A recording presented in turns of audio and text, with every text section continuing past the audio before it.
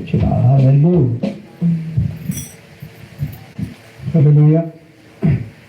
ఈరోజు నేను చెప్పబోయేటువంటి అంశము, మన ఉపవాస దినములలో ఉంటున్నాము కనుక మరి దేవుని వాక్య భాగం నుంచి ఉపవాసం అనగానేమి, మరి ఉపవాసం వల్ల మనం దేవునితో ఏలాగూ జీవించాలనేటువంటిది బైబిల్ గ్రంథంలో నుంచి నేను క్లుప్తంగా ఒక 10 నిమిషాలు దేవుని వాక్యాన్ని వివరిస్తాను.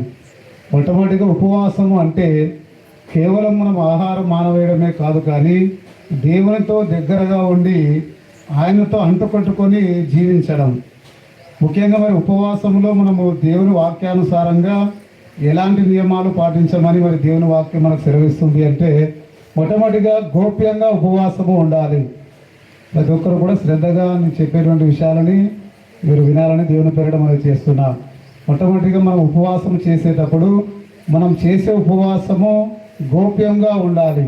మత్తయి 6:16 నుంచి మనము 18 వచ్చిన వరకు గమనించినట్లయితే, మత్తయి సువార్త 6వ అధ్యాయము, మీరు ఉపవాసము చేయనప్పుడు వేషధారుల వలె దుఃఖముఖులై ఉండకుడి,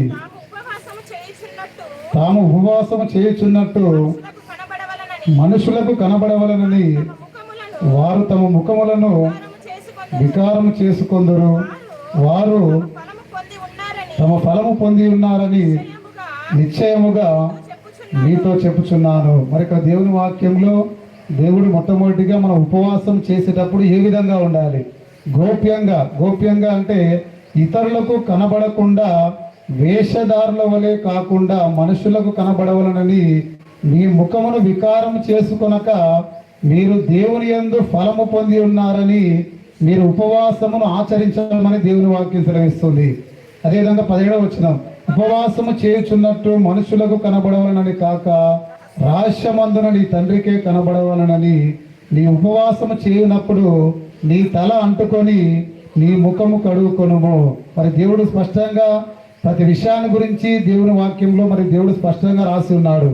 మరి ఉపవాసం చేయుచున్నప్పుడు స్త్రీలు కానీ పురుషులు కానీ మనుషులకు కనబడే విధంగా మనము ఆచారంగా చేయకుండా దేవునితో అంటుకట్టి మరి రహస్యం మందున్నటువంటి మన తండ్రికి మనం ఉపవాసం చేయనప్పుడు మన తలను అంటుకొని మన ముఖమును కడుక్కోమని దేవుని వాక్యం సెలవిస్తుంది. అదేవిధంగా ఇక్కడ మనం బైబిల్ గ్రంథంలో ఇంకా వివరంగా మనము కొన్ని విషయాల్లో గమనిస్తే, మొట్టమొదటిగా గోప్యంగా ఉపవాసం ఉండాలని దేవుని వాక్యం సెలవిస్తుంది. రెండవదిగా పశ్చాత్తాపంతో ఉపవాసం చేయాలి. యోవేలు 2:12-13 పశ్చాత్తాప హృదయంతో ఉపవాసం చేయాలి. యోవేలు 2:12లో గమనిస్తే, ఇప్పుడైనను మీరు ఉపవాసం ఉండి కన్నీరు విడుచుచు దుఃఖించుచు మనపూర్వకముగా తిరిగి నా యుద్ధకు రండి.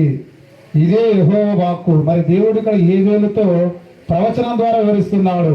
మరి అక్కడ జనుల గురించి మరి ఇక్కడ దేవుడు సెలవిస్తున్నాడు, ఇప్పుడైనాను మీరు ఉపవాసం ఉండుడి, కన్నీళ్లు విడుచువాడు సంతోషగానంతో పంటకు కోయినని మరి దేవుని వాక్యం సెలవిస్తుంది. ఇక్కడ మరి యోవేలు ద్వారా దేవుడు మనకు స్పష్టంగా తెలియజేస్తున్నాడు, మీరందరూ ఉపవాసం ఉండి కన్నీరు విడుచుచు దుఃఖించుచు మనపూర్వకముగా తిరిగి నా యుద్ధకు రండి. తిరిగి ఆయన యుద్ధకు వచ్చినప్పుడు ఆయన ఏ విధంగా మరి మేలు అనుగ్రహించేవాడో మరి 13వ వచనంలో గమనిస్తే, నీ దేవుడైన యెహోవా కరుణా వాత్సల్యములు గలవాడును, శాంతమూర్తియు, అత్యంత కృపగలవాడునై ఉండి తాను చేయనుద్దేశించిన కీడును చేయక పశ్చాత్తాపబడును గనుక నీ వస్త్రములను కాక మీ హృదయములను చింపుకొని ఆయన తట్టు తిరుగుడి. మరి ఇక్కడ దేవుడు స్పష్టంగా తెలియజేస్తున్నాడు, మన దేవుడైన యెహోవా కరుణా వాత్సల్యుడు, శాంతమూర్తి, అత్యంత కృపగల దేవుడు.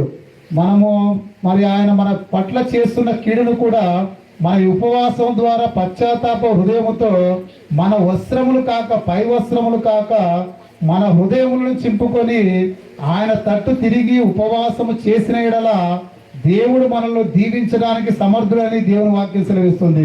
14వ వచనంలో కూడా, ఒకవేళ ఆయన మనసు తిప్పుకొని పశ్చాత్తాప పడి నీ దేవుడైన యెహోవాకు తగిన నైవేద్యమును పానార్పణమును నీకు దీవెనగా అనుగ్రహించును, అనుగ్రహింపబడని ఎవడు చెప్పగలడు?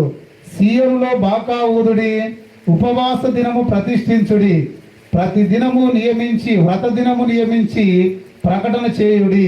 మరి ఇక్కడ దేవుడు స్పష్టంగా తెలియజేస్తున్నాడు. మరి సీయోనులో మీరు బాకా ఊదుడి, ఉపవాస దినమును ప్రతిష్ఠించుడి.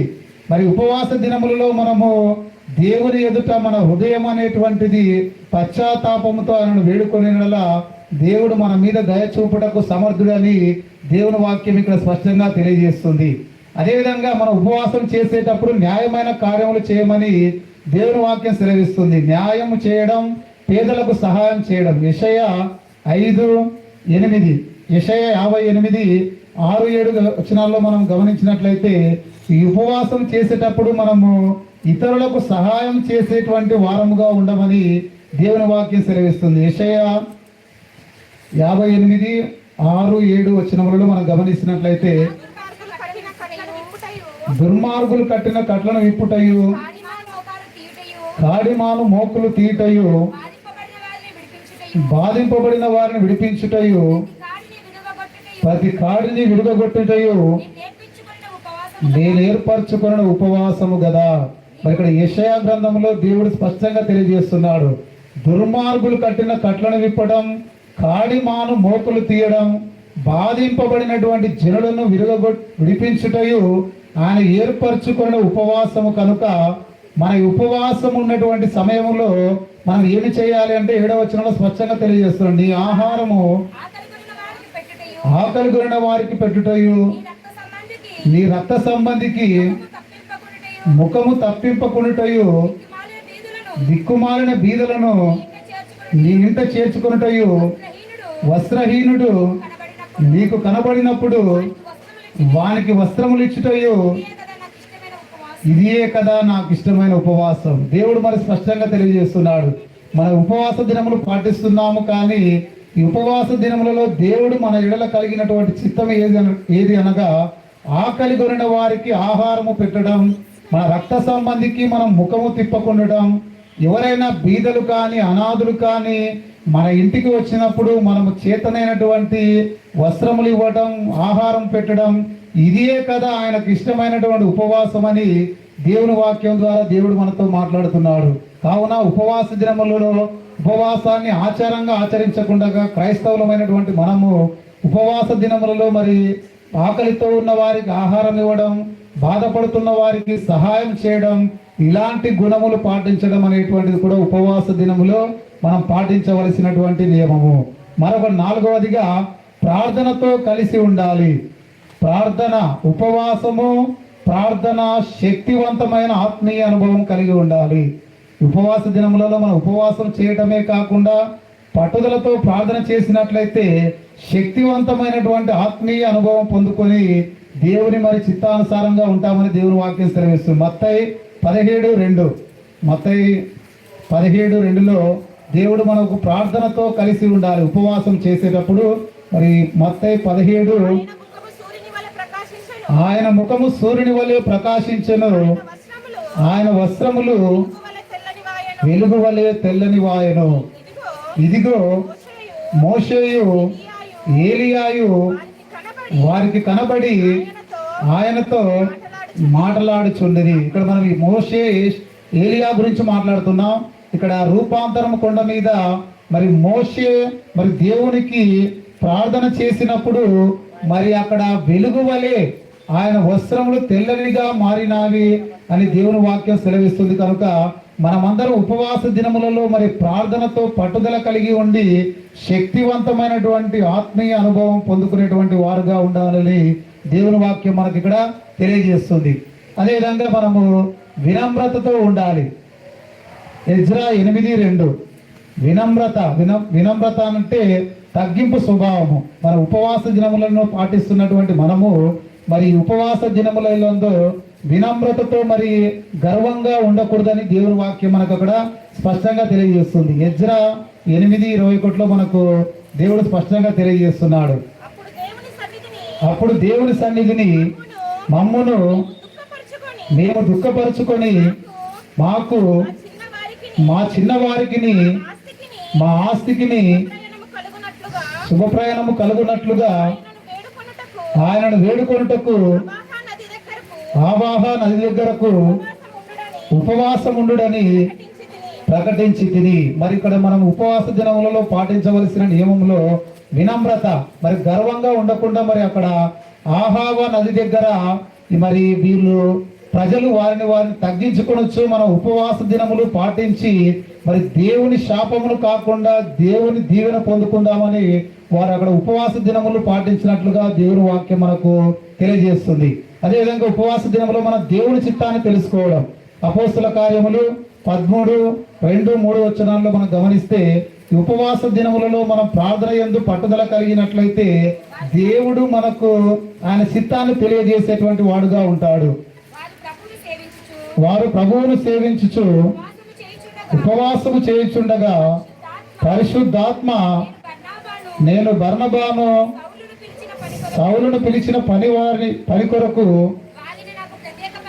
వారిని నాకు ప్రత్యేక పరచుడని వారితో చెప్పెను. అంతటా వారు ఉపవాసం ఉండి ప్రార్థన చేసి వారి మీద చేతులుంచి వారిని పంపిరి. ఇక్కడ మరి అంతియోకాలో సంఘము బర్నబా వీరందరూ మరి అక్కడ ప్రార్థన చేస్తూ ఉపవాసమును చేయుచుండగా పరిశుద్ధాత్మ ఈ బర్నబాను సౌలును పిలిచిన వారిని నాకు ప్రత్యేక పరచుడని పరిశుద్ధాత్మ దేవుడు పరిశుద్ధాత్మ ద్వారా మాట్లాడుతూ మీరందరూ ఉపవాసము అంతటా వారు ఉపవాసం ఉండి ప్రార్థన చేసి వారి మీద చేతులుంచి వారిని పంపిరి. వారందరూ పరిశుద్ధాత్మతో నింపబడి మరి దేవుని వాక్యమును మరి సమాజ మందిరములోను మరి అనేక సమాజములలోనూ ప్రకటించుచు పరిశుద్ధాత్మ అనుభవం పొందుకున్నట్లుగా దేవుని వాక్యం మనకి ఇక్కడ తెలియజేస్తున్నాడు. అంటే దేవుని శిష్యులైనటువంటి వారు కూడా మరి ఇక్కడ ఉపవాసం చేస్తూ పరిశుద్ధాత్మ అనేటువంటి అనుగ్రహమును కలిగి ఉన్నారు కనుక మన ఉపవాస దినములలో పట్టుదలతో ప్రార్థన చేసి మరి దేవుని పరిశుద్ధాత్మను పొందుకొని మరి ఆయన చిత్త ప్రకారం మనం నడుచుకోవాలని దేవుని వాక్యం మనకు ఇక్కడ స్పష్టంగా తెలియజేస్తుంది. అదేవిధంగా మనం ఉపవాసం చేసేటప్పుడు నటన లేకుండా ఉండాలి, బయటకు బాధ చూపించకూడదు. మత్తయి 6:16 నటన లేకుండా, చాలా మంది నటించడం మరి వేషధారుల వల్ల ఇతరులకు కనబడవలనని ఉపవాసం చేయడం అనేటువంటిది ఈ రోజుల్లో చాలా సంఘాల్లో జరుగుతుంది. కానీ అటువంటి ఉపవాసాన్ని దేవుడు ఇష్టపడడం లేదు. నటన లేకుండా మరి ఉపవాసం చేయమని దేవుని వాక్యం సెలవిస్తుంది. మత్తయి 6:16లో మనం గమనిస్తే మీరు ఉపవాసం చేయనప్పుడు వేషధారుల వలె దుఃఖముకులై ఉండకుడి. మరి ఇక్కడ దేవుని వాక్యం మన అక్కడ దేవుడు మొట్టమొదటిగానే మనం తెలుసుకున్నాం. మరి ఉపవాసం చేస్తున్నప్పుడు మనం నటించకుండా వేషధారుల వలె కాక ఉపవాసం మనుషులకు చేసినట్లుగా కాక మనం దేవునితో అంటుకట్టడానికి చేస్తున్నట్లుగా మన ఉపవాస దినములు పాటించాలని దేవుని వాక్యం ఇక్కడ మనకు దేవుడు తెలియజేస్తున్నాడు. మొట్టమొదటిగా మనం ఉపవాసములో గోప్యంగా ఉండాలని దేవుని వాక్యం సెలవిస్తుంది. పశ్చాత్తాప హృదయంతో ఉపవాసం చేయమని దేవుని వాక్యం సెలవిస్తుంది. మనం ఉపవాసం చేసేటప్పుడు న్యాయం చేయడం, పేదలకు సాయం చేయాలి, మరి ప్రార్థనతో కలిసి ఉండాలని దేవుని వాక్యం సెలవిస్తుంది. అదేవిధంగా మనము మన బైబిల్ గ్రంథంలో కొంతమంది భక్తులు ఉపవాసం చేశారు. వాళ్ళ ఉపవాసమును ఏ విధంగా చేశారు అనేది నేను క్లుప్తంగా మీకు వివరిస్తాను. మొట్టమొదటిగా మోషే ఉపవాసం, నిర్గమాకాండము 34:28. మోషే 40 దినములు రాత్రింపగళ్ళు ఉపవాసం ఉండి దేవుని ఆజ్ఞలను పొందాడని దేవుని వాక్యం సెలవిస్తుంది. 40 రాత్రింపగళ్ళు యెహోవాతో కూడా అక్కడ ఉండెను. అతడు భోజనము చేయలేదు, నీళ్లు త్రాగలేదు. అంతలో ఆయన ఆ నిబంధన వాక్యములను అనగా ఆయన ఆజ్ఞలను 10 ఆజ్ఞలను తన పలకల మీద వ్రాసెను. మరి ఇక్కడ బైబిల్ గ్రంథంలో పాత నిబంధనలో గమనించినట్లయితే మోషే అనేటువంటి మరి అక్కడ దైవజనుడు మరి 40 రోజులు రాత్రింపగళ్ళు ఎలాంటి ఆహారము నీళ్లు ఇలాంటివి ఏమీ తీసుకోకుండా 40 రోజులు రాత్రి పగళ్ళు ఉపవాసం ఉండి దేవుని ఆజ్ఞలను అనగా మరి ఆ దేవుని 10 ఆజ్ఞలను దేవుని అనుగ్రహంతో పొందుకున్నాడని దేవుని వాక్యం సెలవిస్తుంది. కనుక మోషే వలె మనము 40 రోజులు మరి నీరు త్రాగకుండా ఇలా ఉపవాసం చేయడం అనేటువంటిది ఈ రోజుల్లో సాధ్యం కాదు. కానీ ఆ రోజుల్లో భక్తులు మరి త్యాగయుక్తమైనటువంటి వారి భక్తి ద్వారా మరి చాలా మరి ఉపవాస దినములను పాటించినట్లుగా దేవుని వాక్యం సెలవిస్తుంది. అదేవిధంగా దావీదు ఉపవాసం 2వ సమూయేలు 12:16లో గమనించినట్లయితే దావీదు కూడా బైబిల్ గ్రంథంలో మరి ఉపవాస దినమును పాటించినట్లుగా దేవుని వాక్యం మనకు సెలవిస్తుంది. 2వ సమూయేలు 12:16 యెహోవా ఊరియా భార్య దావీదునకు కనిన బిడ్డను మొత్తినందున అది బహు జబ్బు పడెను. మరి దావీదు ఉపవాసం ఉండి లోపలికి పోయి రాత్రి అంతయు నేలపడి ఉండి బిడ్డ కొరకు దేవుని బతిమాలగా ఇంటిలో ఎన్నికైన వారు లేచి అతనిని నేల నుండి లేవనెత్తుటకు వచ్చిరి. కానీ అతడు సమ్మతింపక వారితో కూడా భోజనము చేయక ఉండెను. మరి ఇక్కడ దావీదునకు కనిన బిడ్డ బహు జబ్బుపడి మరి చనిపోయినప్పుడు మరి దావీదు ఉపవాసం ఉండి రాత్రంతయు నేలన పడి ఆ బిడ్డ కొరకు దేవుని బతిమాలుకొని ఉపవాస దినమును పాటించినట్లుగా దేవుని వాక్యం మనకు అక్కడ స్పష్టంగా దేవుడు తెలియజేస్తున్నాడు. మరి ఆ చనిపోయిన బిడ్డ కొరకు దావీదు మరి చాలా మరి దుఃఖవస్త్రుడై మరి ఉపవాస దినములు పాటించినట్లుగా దేవుని వాక్యం అక్కడ దేవుడు మనకు తెలియజేస్తున్నాడు.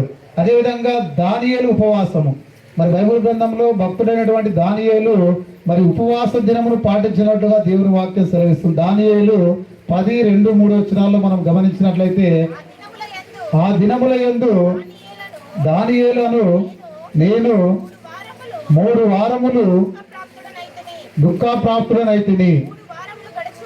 3 వారములు గడుచు వరకు నేను సంతోషముగా భోజనము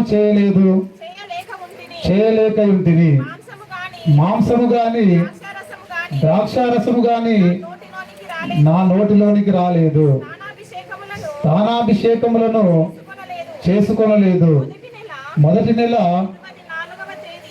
64వ తేదీ నేను ఇద్దెకీలను గొప్ప నది తీరమున ఉంటుంది. చాలా ఇక్కడ దానియేలు ఉపవాసంలో మరి 21 రోజుల పాటు అంటే మరి 3 వారములు కూడా ఆయన ఆహారం తీసుకోకుండా స్నానము చేయకుండా మరి దానియేలు ఎంతో మరి అక్కడ ఉపవాస దినములు పాటించినట్లుగా దేవుని వాక్యం సెలవిస్తుంది.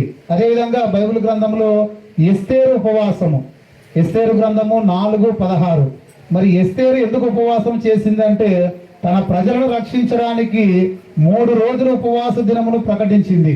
తన ప్రజలను రాజు బారి నుండి రక్షించడానికి ఎస్తేరు 4:16 గమనిస్తే మనకు అక్కడ వాక్య భాగం సెలవిస్తుంది. నీవు పోయి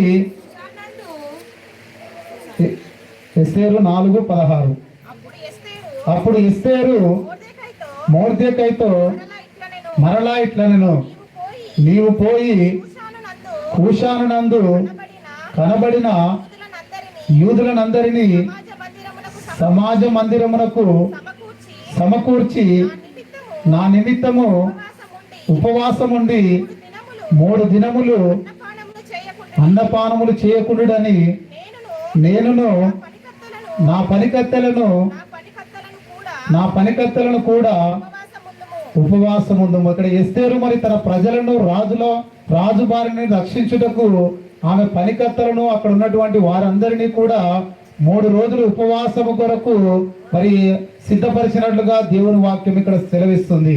ఎస్తేరు మాదిరిగా మనము కూడా మరి మనము అన్యజనుల నుండి రక్షణ అంటే మనకు రక్షణ అనుగ్రహించినటువంటి దేవుని కోసం మనమందరం కూడా మరి ఉపవాస దినమును పాటించాలి. అదేవిధంగా బైబిల్ గ్రంథంలో ముఖ్యంగా మనం గమనించినట్లయితే యేసుక్రీస్తు మనకు మాదిరిగా ఉపవాసం చేసి ఉన్నాడు. మరి మత్తయి 4:1-2 మరి అనేక మంది భక్తులే కాకుండా ఈ యేసుక్రీస్తు ప్రభువు కూడా మరి భూమి మీద ఉన్నటువంటి దినములలో మరి లోక కళ్యాణము కొరకు 40 రోజులు ఉపవాస దినమును ఆచరించినట్లుగా దేవుని వాక్యం సెలవిస్తుంది. మత్తయి అప్పుడు యేసు అపవాది చేత శోధింపబడుటకు ఆత్మ వలన అరణ్యమునకు కొనిపోబడెను. అరణ్యమునకు కొనిపోబడెను. 40 దినములు 40 రాత్రులు ఉపవాసముండిన పిమ్మట ఉపవాసముండిన పిమ్మట ఆయన ఆకలి కొనగా ఆ శోధకుడు ఆయన యుద్ధకు వచ్చి నీవు దేవుని కుమారుడవైతే ఈ రాళ్ళు రెట్టలగునట్లు ఆజ్ఞాపించుమనెను. మరి ఇక్కడ దేవుడు మరి స్పష్టంగా తెలియజేస్తున్నాడు. యేసుక్రీస్తు కూడా మరి ఈ లోక కళ్యాణం కొరకు మన పాపముల నిమిత్తము 40 దినములు 40 రాత్రి పగళ్ళు ఆయన ఉపవాసం ఉండి రాత్రి అంతయు మరి అరణ్యమునకు వెళ్ళి ఆ కొండ మీద దేవుడు మరి ఏకాంతముగా ప్రార్థించిన సమయంలో మరి శోధకుడు ఆయనను వచ్చి శోధించినట్లుగా దేవుని వాక్యం సెలవిస్తుంది. అంటే మన కొరకు ప్రభు అయినటువంటి యేసుక్రీస్తు కూడా మరి ఈ భూమి మీద ఉన్నటువంటి దినముల్లో ఉపవాసమును ఆచరించి మరి ఉపవాస దినమును పాటించినట్లుగా దేవుని వాక్యం మనకు ఇక్కడ దేవుడు స్పష్టంగా తెలియజేస్తున్నాడు. అదేవిధంగా సంఘము ఉపవాసం చేయడం అపోస్తుల కార్యములు 14:23 సంఘము కూడా ఉపవాసం ఏ విధంగా ఆచరించింది. మరియు ప్రతి సంఘములో వారికి పెద్దలను ఏర్పరిచి ఉపవాసం ఉండి ప్రార్థన చేసి వారు నమ్మిన ప్రభువునకు వారిని అప్పగించిరి. ఇక్కడ మరి దేవుడు మరి స్పష్టంగా తెలియజేస్తున్నాడు. అపోస్తుల కార్యములో మరి సంఘము పెద్దలు ఏర్పరచడం కొరకు కూడా మనం అందరం కూడా ఉపవాసం ఉండి ప్రార్థన చేయమని దేవుని వాక్యం సెలవిస్తుంది. సంఘముగా కూడా మనమందరం ఉపవాస దినమును ఆచరించాలని బైబిల్ గ్రంథం మనకు ఇక్కడ దేవుడు తెలియజేస్తున్నాడు. అదేవిధంగా కష్టకాలంలో ఉపవాసం నెహెమ్యా 1:4 ఆ నెహెమ్యా గ్రంథములో కష్టకాలములో బాధలో ఉన్నప్పుడు నెహెమ్యా మరి ఉపవాసం ఉండి ప్రార్థించినట్లుగా దేవుని వాక్యం మనకు అక్కడ దేవుడు తెలియజేస్తున్నాడు. నెహెమ్యా 1:4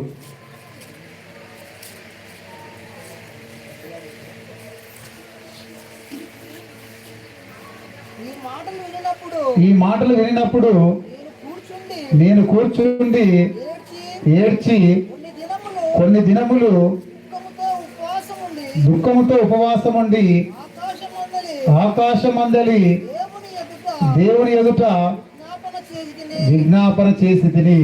ఇక్కడ దేవుని వాక్యంలో కష్టకాలంలో అక్కడ నెహెమ్యా ఉన్నప్పుడు ఉపవాసం అనేటువంటిది చేసి ఆయన మేలును పొందుకున్నట్లుగా దేవుని వాక్యం అక్కడ దేవుడు తెలియజేస్తున్నాడు. అదేవిధంగా కుటుంబంతో ఉపవాసం 1 సమూయేలు 7:6 కుటుంబములతో కూడా మన ఉపవాస దినమును పాటించాలని దేవుని వాక్యం దేవుడు స్పష్టంగా తెలియజేస్తున్నాడు. 1 సమూయేలు వారు మిస్పాలో కూడుకొని నీళ్లు చేది యెహోవా సన్నిధిని కుమ్మరించి ఆ దినము ఉపవాసం ఉండి యెహోవా దృష్టికి మేము పాపాత్ములమని ఒప్పుకొని. ఇక్కడ దేవుని వాక్యము దేవుడు తెలియజేస్తున్నాడు. కుటుంబంతో సహా ఇక్కడ మరి వాళ్ళు ఉపవాసము మిస్పా అనేటువంటి ఒక ఊరిలో వారందరూ కూడా మిస్పాలో కూడుకొని నీళ్లు చేరి యెహోవా సన్నిధిని కుమ్మరించి ఆ దినమంతా వాళ్ళు ఉపవాసం ఉండి యెహోవా దృష్టికి వారు మరి ప్రతిష్ఠించుకున్నట్లుగా వారు పాపములను ఒప్పుకొని పాపాత్ములమని ఒప్పుకొని ఉపవాస దినమును ఆచరించినట్లుగా దేవుని వాక్యం సెలవిస్తుంది. మనమందరం కూడా కుటుంబంగా ఉపవాసం చేసి మరి మన యెహోవా సన్నిధిని మన ఆత్మను కుమ్మరించి ఆయన అనుగ్రహించే మేలులు పొందుకునేటువంటి వారుగా ఉండాలని దేవుని వాక్యం సెలవిస్తుంది. అదేవిధంగా నిజమైన ఉపవాసం జకర్యా 7:5-6 వచనాల్లో గమనించినట్లయితే నిజమైన ఉపవాసం ఏ విధంగా మనం చేయాలనేటువంటిది దేవుడు అక్కడ స్పష్టంగా మనకు తెలియజేస్తున్నాడు. జకర్యా 7:5-6 వచనాలు దేశపు జనులందరికీ యాజకులకును నీవి మాట తెలియజేయవలెను. ఈ జరిగిన 70 సంవత్సరములు ఏటేటా 5వ నెలను 7వ నెలను మీరు ఉపవాసం ఉండి దుఃఖము సలుపుచు వచ్చినప్పుడు నా యందు భక్తి కలిగి ఉపవాసం ఉంటిరా. మరి దేవుని వాక్యములో ఇక్కడ జకర్యా ద్వారా దేవుడు తెలియజేస్తున్నాడు. మీరందరూ కూడా ప్రతి 70 సంవత్సరములు ఏటేటా 5వ నెలన 7వ నెలను మీరు ఉపవాసం ఉండి మీరు దుఃఖము సలుపుచు నా యందు భయభక్తులు కలిగి ఉపవాసం ఉంటిరా అని దేవుడు మరి అక్కడ ఉన్నటువంటి ప్రజలతో మాట్లాడుతున్నాడు.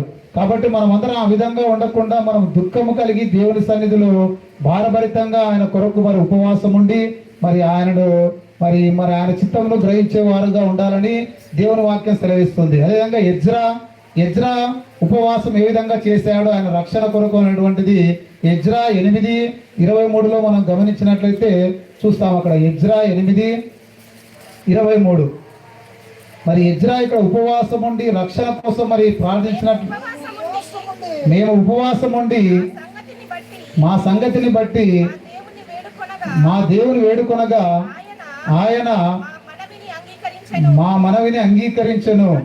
కనుక నేను యాజకులలో ఉండి యాజకులలో ఉండి ప్రధానులైన 12 మందిని అనగా ఏదెద్యాను అసభ్యాను మీ బంధువులలో 10 మందిని ఏర్పరచి మా దేవుని మందిరమును ప్రతిష్ఠించుట విషయములో రాజును అతని మంత్రులను అధిపతులను అక్కడ ఉన్న ఇశ్రాయేలు అందరూ ప్రతిష్ఠించిన వెండి బంగారములను ఆభరణములను తూచి వారికి అప్పగించితిని. మరి ఇక్కడ ఎజ్రా ఉపవాసము ఏ విధంగా ఆచరించాడనేటువంటిది అక్కడ ఆ విషయంలో మనం గమనించాము. అదేవిధంగా సమూహ ఉపవాసం ఈ యోనాలో 3:5లో మనం గమనించినట్లయితే సమూహ ఉపవాసం అనేటువంటిది ఏ విధంగా చేశారనేటువంటిది మనం అక్కడ గమనిస్తాం. నినివే పట్టణపు వారు దేవుని యందు విశ్వాసం ఉంచి ఉపవాస దినము చాటించి గనులేమి అల్పులేమి అందరూ గోనె పట్ట కట్టుకొనిది. మరి ఇక్కడ దేవుని వాక్యములో మరి యోనా ప్రకటిస్తున్నాడు, మీరందరూ మారు మనసు పొందండి మరి అని అక్కడ దేవుని వాక్యం ద్వారా దేవుడు మాట్లాడుతున్నట్లయితే మరి యోనా మాట ఎవరు వినలేదు. కానీ అప్పుడు నినివే పట్టణపు వాసులు దేవుని యందు విశ్వాసాన్ని ముంచి ఉపవాస దినమును చాటించి అక్కడ ఉన్నటువంటి గనులేమి మరి అల్పులేమి అందరూ కూడా గోనె పట్ట కట్టుకొని తగ్గింపు స్వభావంతో మరి ఆ పట్టణమును కాపాడమని దేవునికి మొరపెట్టినట్లుగా దేవుని వాక్యం మనకి ఇక్కడ దేవుడు తెలియజేస్తున్నాడు. మనమందరం కూడా ఈ విధంగా దేవుని భక్తులే మరి దేవుని మరి చిత్తం కొరకు మరి ఉపవాసమును పాటించారు. కనుక మనమందరం కూడా ఈ ఉపవాస దినములలో వారి వలె మరి ఉపవాస దినమును పాటించి మరి దేవునితో మనం అంటుకట్టబడి జీవించాలని దేవుని పేరిట మీకు అందరికీ మనవి చేస్తున్నాను. దేవుడి చిన్న వాక్యమును దేవుడు దీవించి ఆశీర్వదించుగాక. ఆమేన్.